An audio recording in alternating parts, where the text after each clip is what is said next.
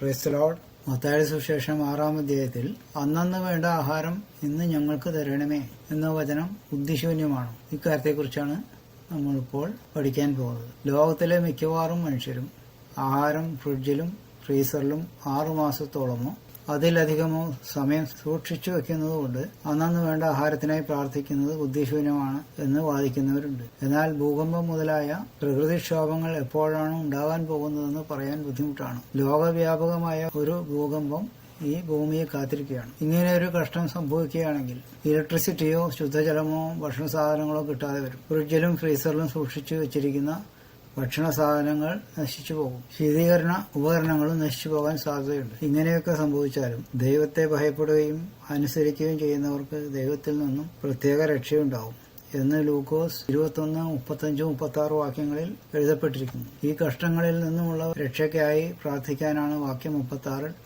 എഴുതപ്പെട്ടിരിക്കുന്നത്. വെളിപ്പാട് 3:10 ഇക്കാര്യം പറഞ്ഞിരിക്കുന്നു. ആ വചനം നോക്കാം. മത്തായി 6:11 എന്താ പറഞ്ഞിരിക്കുന്നത്?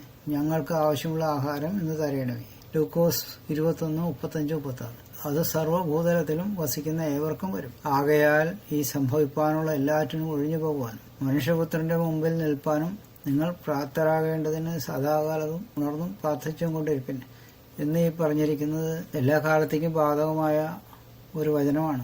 ക്രിസ്തുവിന്റെ കാലത്ത് മാത്രം ബാധകമായ ഒരു വചനമല്ലേത്. ലൂക്കോസിന്റെ സുവിശേഷം 21-ാം അധ്യായം വായിച്ചു നോക്കുമ്പോൾ നമുക്കത് മനസ്സിലാവും. അപ്പോൾ കഷ്ടങ്ങൾ വരും എന്നാണ് ഇവിടെ പറയുന്നത്. പക്ഷെ ഇവിടെ പറയണമെന്ന് വെച്ചാൽ പ്രാർത്ഥിക്കാനാണ് പറയുന്നത്. അത് ഒഴിഞ്ഞു പോകാൻ വേണ്ടിയിട്ട്. എന്തെന്നാ പ്രാർത്ഥിക്കുന്നത്? ഈ ശോധന അനുവദിക്കല്ലേ എന്നാണ് നമ്മൾ പ്രാർത്ഥിക്കേണ്ടത്. അത് തന്നെയാണ് മത്തായി സുവിശേഷം 6-ാം അധ്യായത്തിലും പറയുന്നത്. പരീക്ഷയിൽ കടത്താതെ ദുഷ്ടങ്ങളിൽ നിന്ന് കാത്തുകൊള്ളണമേ എന്ന് പറഞ്ഞാൽ ദൈവത്തിൽ നിന്നാണ് പരീക്ഷ വരുന്നത്. ആ പരീക്ഷയിൽ നിന്നും പിശാചിൽ നിന്നും വരുന്ന പ്രലോഭനങ്ങളിൽ നിന്നും നമ്മളെ രക്ഷിക്കണം എന്ന് ദൈവത്തോട് പ്രാർത്ഥിക്കാനാണ് പറയുന്നത്. അങ്ങനെ വരുമ്പോൾ ഈ വക കഷ്ടങ്ങളിൽ നിന്ന് നമുക്ക് ദൈവം ഒരു വിടുതൽ തരും. അത് തന്നെ വെളിപ്പാട് 3:10 പറയുന്നുണ്ട്. സഹിഷ്ണുതയെക്കുറിച്ചുള്ള എന്റെ വചനം നീ കാത്തുകൊണ്ടതിനാൽ ഭൂമിയിൽ വസിക്കുന്നവരെ പരീക്ഷിക്കേണ്ടതിന് ഭൂതലത്തിലെങ്ങും വരുവാനുള്ള പരീക്ഷാകാലത്ത് ഞാനും നിന്നെ കാക്കും. കഷ്ടപ്പാട് കുറച്ചൊക്കെ ഉണ്ടാവും, എങ്കിലും ദൈവത്തെ അനുസരിച്ച് നിന്നു കഴിഞ്ഞാൽ രക്ഷയുണ്ടാവുന്നതാണോ പറയുന്നത്. എന്നാൽ വ്യാജ സുവിശേഷകർ ഈ രക്ഷയെ ഉൽപ്രാവണമാക്കി ദുർവ്യാഖ്യാനം ചെയ്യുന്നുണ്ട്. ഇങ്ങനെയുള്ളവർക്കും അവരെ വിശ്വസിക്കുന്നവർക്കും ഭീകരകഷ്ടങ്ങളും ചിലപ്പോൾ മരണവും സംഭവിക്കും.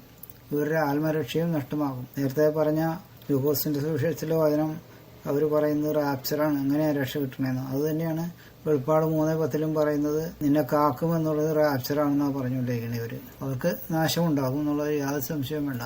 പിന്നെ ഞങ്ങൾക്ക് വേണ്ട ആഹാരം ഇന്ന് തരണമേ എന്ന വചനത്തിൽ ആത്മീയ ആഹാരവും ഉൾപ്പെടും. മനുഷ്യൻ അപ്പം കൊണ്ട് മാത്രമല്ല ദൈവത്തിന്റെ വായിൽ കൂടി വരുന്ന സകല വചനം കൊണ്ടും ജീവിക്കുന്നുവെന്ന് മത്തായി 4:4 എഴുതപ്പെട്ടിരിക്കുന്നു. ഭൗതിക ആഹാരം മാത്രമല്ല ദൈവവചനവും മനുഷ്യന് കഴിക്കാൻ ആവശ്യമാണ് എന്നർത്ഥം. ആ വചനം ഒന്ന് വായിക്കാമെന്ന്. മത്തായി 4:4. അതിനവൻ മനുഷ്യൻ അപ്പം കൊണ്ട് മാത്രമല്ല ദൈവത്തിന്റെ വായിൽ കൂടി വരുന്ന സകല വചനം കൊണ്ടും ജീവിക്കുന്നു എന്ന് എഴുതിയിരിക്കുന്നു എന്ന് ഉത്തരം പറഞ്ഞു. യേശുക്രിസ്തു പിശാചിനോട് പ്രലോഭനം വന്നപ്പോൾ സമയത്ത് പറഞ്ഞ ഉത്തരമാണത്.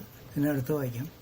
ദൈവം വചനത്തിൽ കൂടി സംസാരിക്കുമ്പോൾ അതനുസരിച്ചാൽ കഷ്ടനഷ്ടങ്ങൾ ഒഴിവായി പോകും. ഉദാഹരണമായി എന്റെ കാര്യം തന്നെയാണ് പറയുന്നത്. ഇന്ത്യയിൽ നിന്നും കാനഡയിലേക്ക് വരുന്നതിന് മുമ്പ് വചനത്തിലൂടെ ആലോചന തന്നതിനാലാണ് ഞാൻ ഇവിടെ വരാൻ ഇടയായത്. ഇപ്പോൾ നാട്ടിലായിരുന്നെങ്കിൽ ജീവിക്കാൻ ആവശ്യമായ വരുമാനം പോലും ഉണ്ടാകുമായിരുന്നില്ല. ഇതുപോലെ അനവധി ദൈവാലോചനകളും കഷ്ടങ്ങളിൽ നിന്നും രക്ഷയ്ക്ക് കാരണമായിട്ടുണ്ട്. ഇവിടെ വന്നതിന് ശേഷം പലരും എന്നോട് ഇന്ത്യയിലേക്ക് തന്നെ തിരിച്ചു പോകുന്നതാണ് നല്ലതെന്ന് പറഞ്ഞ് നിർബന്ധിച്ചിട്ടുണ്ട്. അവരുടെ വാക്കുകൾ പിശാചിൽ നിന്നുള്ളതാണെന്ന് ദൈവം എനിക്ക് വെളിപ്പെടുത്തി തന്നു. ഇതാണ് ചുരുക്കമായിട്ടുള്ള ഈ വചനത്തെക്കുറിച്ചുള്ള ഒരു വിവരണം എന്ന് പറയുന്നത്.